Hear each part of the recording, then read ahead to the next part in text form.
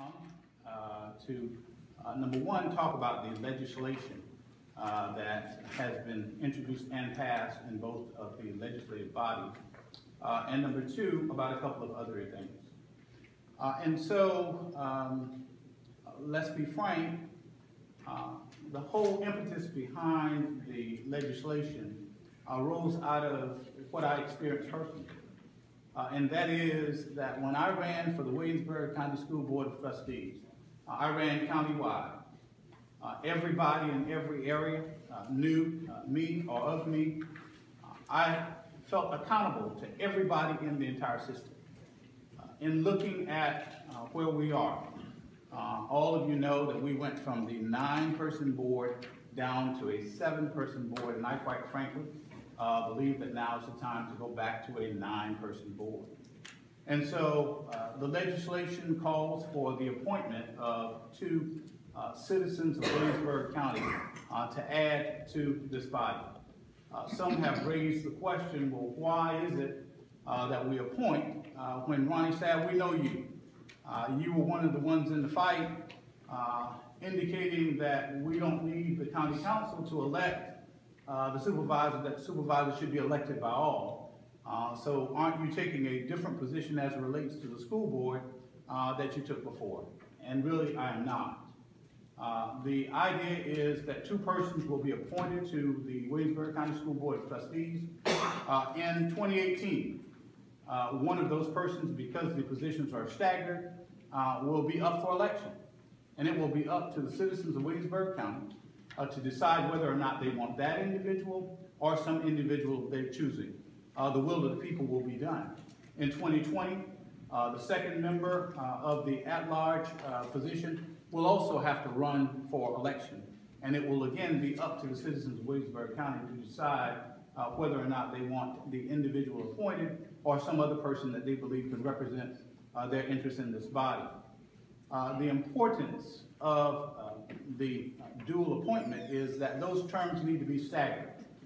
As many of you probably know, it is not a good idea to have an equal number of persons representing an entity. Why? Because it gives the opportunity for deadlocks.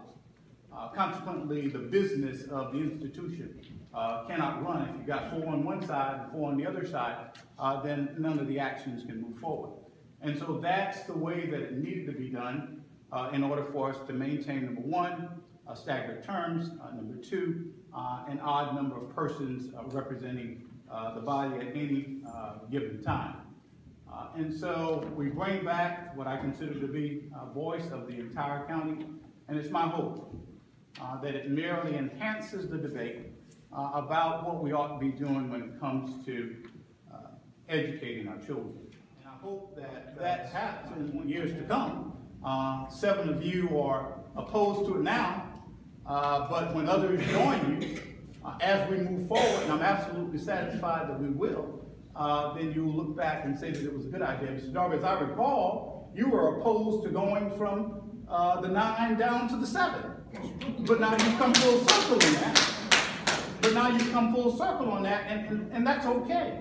Because I think we look in a vacuum in terms of where we are. We don't have the foresight, by and large, to know where we'll be. And so it's my hope that just as you transition from your thought process from the 9 to the 7, perhaps through working and through time, you will also transition from the 7 back to the 9. And let me ask this, and then I'm going to turn it over to the other members. Now, this issue is I will be advocating for the very things that you're talking about. Now, so you would, are you going to help us catch up with Georgia? They're paying their teachers more. That's the southern states, similar to South Carolina. Well, what you'll find, Mr. Chairman, is that in other districts in the state of South Carolina, they're paying more than we are. And so somehow we've got to figure out a way to level the playing field as it relates to all of that. I understand the challenges that the superintendent has of trying to find certified teachers to come to a place like Williamsburg County and live. I want to be a part of the solution as it relates to some of that, and quite honestly, I have some ideas. But I think it will take all of us working together and collaboratively in order to figure all of those tough issues out. I'll say this and then I'll stop and yield to others now, just because adding seats does not mean we will work with the legislative delegation, but we will not be dictated to by it. I take offense to that, because there is nothing that I've done that suggests in any way that we are in a dictatorial kind of relationship. I've never once dictated anything to you, so let you and I be clear. That has not been my approach to anything that I've done in my life, and so that's offensive. So be it, yeah.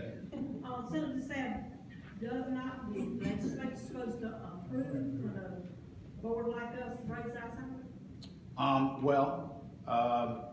Yes and no.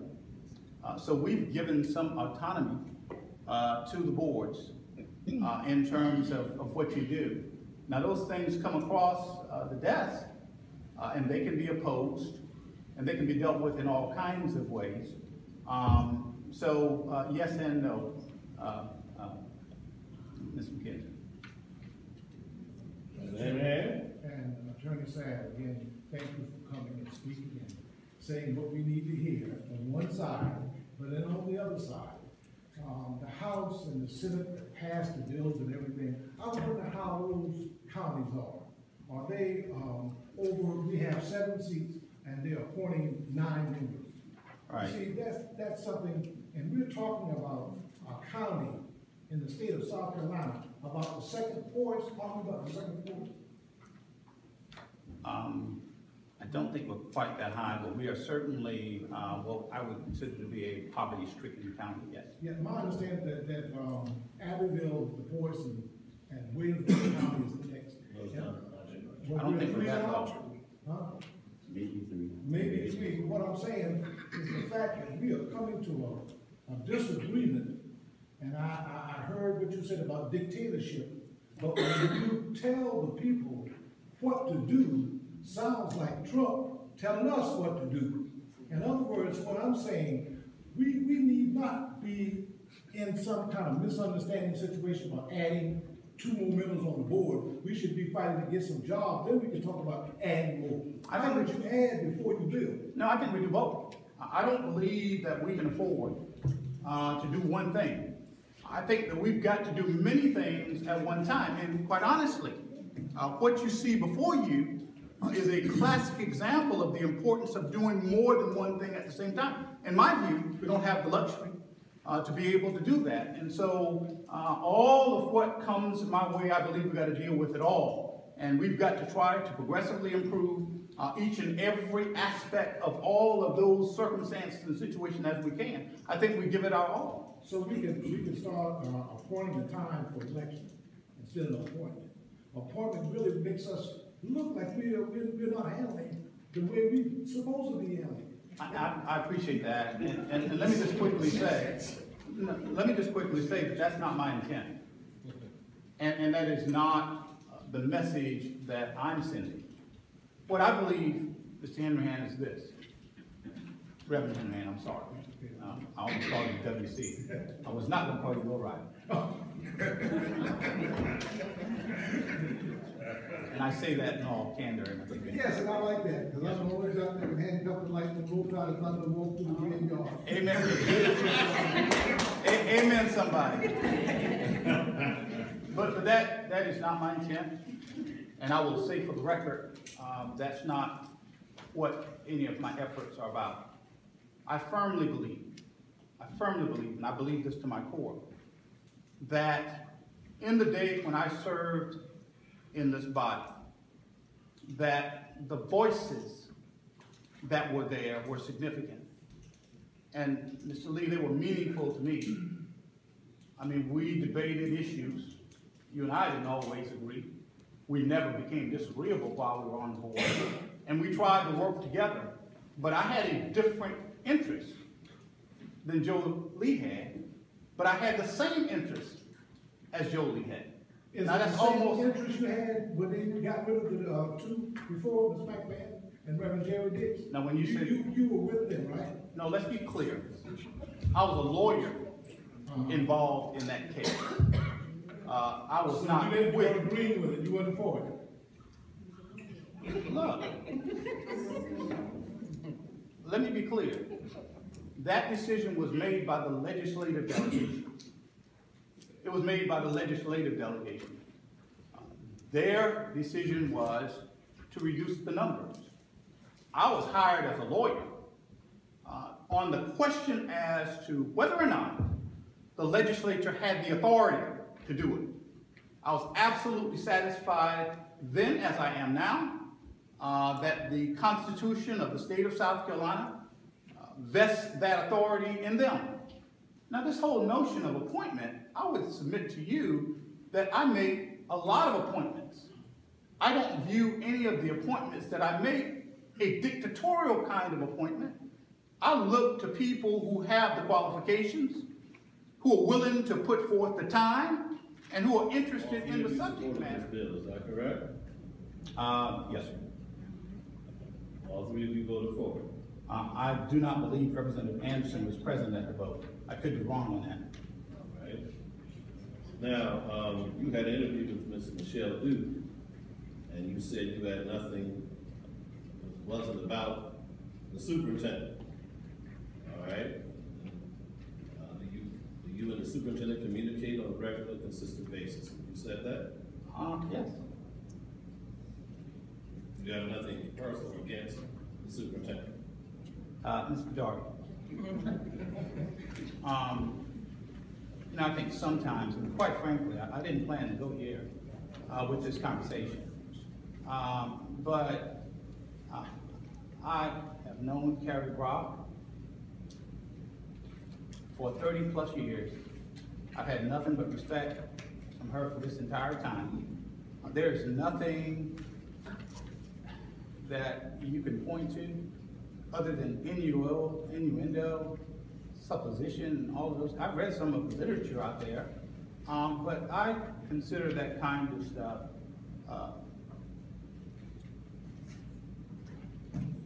non-productive.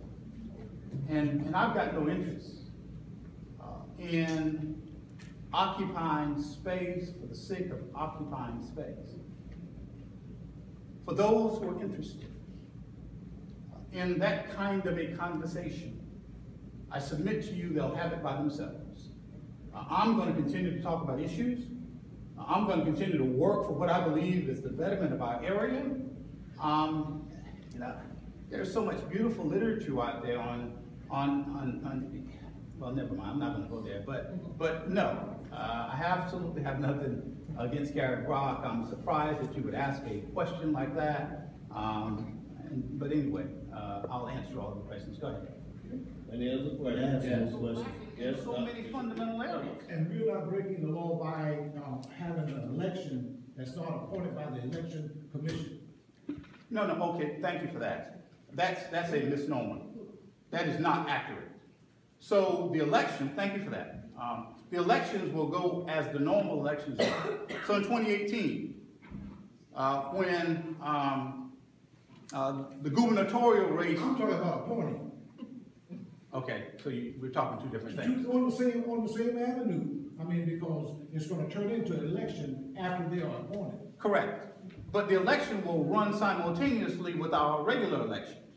So the governor is up for election now, along with a lot of other people.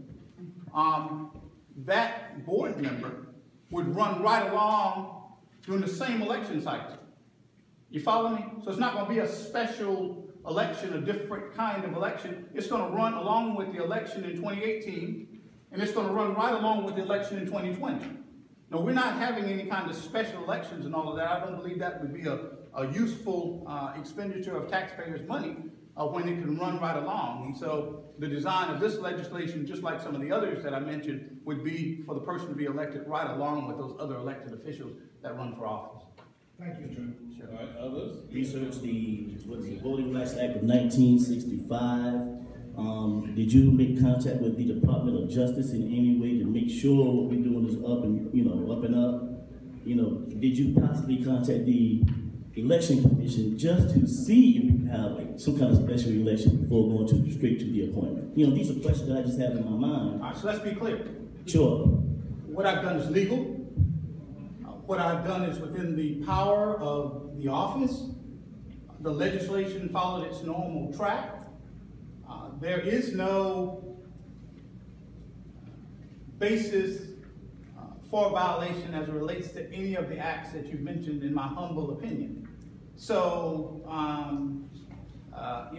think it's appropriate to ask questions. I mean, we can question a lot of things, but I would just submit to you that that's the way that this legislation is introduced, and that's the way it's passed. Sure. And, Mr. Chair. All right. Mr. Chair, I would like to, make a motion that we have the entire legislative board come before the city board and answer our questions. Second. All right, we will call, a meeting with the legislative delegation, and we can discuss these matters, in more detail. We thank you for coming. Senator? Well, let me quickly say that I'm delighted to come before this board at any time. So anytime you all invite me and time permits, I'll come. I think it's important for us to communicate. I would simply hope that the level in which we communicate will be such that the people who are witnessing our conversation are proud of those whom they have elected. And that we focus on the issues that are associated with enhancing the quality of education in Williamsburg County in order that we might create an environment where our parents are very comfortable with our children. I appreciate the efforts of everybody on this board. I respect all of you as individuals. I was honored to serve alongside one of you, and I don't take the responsibility that the citizens have placed upon you all lightly. Nor do I take the responsibility that's been placed on my shoulder lightly. I think we all have to be serious about what we do. Mr. Chairman, thank you for the opportunity to appear. Madam Superintendent, thank you very much for the opportunity to appear. I've enjoyed our exchange, and again, I'm delighted to come back and continue a dialogue. I would just suggest, Mr. Chairman, that you can either send a letter to me asking me to distribute it, or you can address it to all of the board members, and we can decide whether or not we want to do it by a special call meeting, or whether or not you all want to invite us back. So either one of those will suit me just fine, and we'll look forward to the opportunity to engage in another exchange. Thank you. Thank you all so much. Thank you. All right. Mr. Chair. Yes, sir. Could we have 10 minutes? Could we have 10 minutes? Sir? Could we have 10 minutes?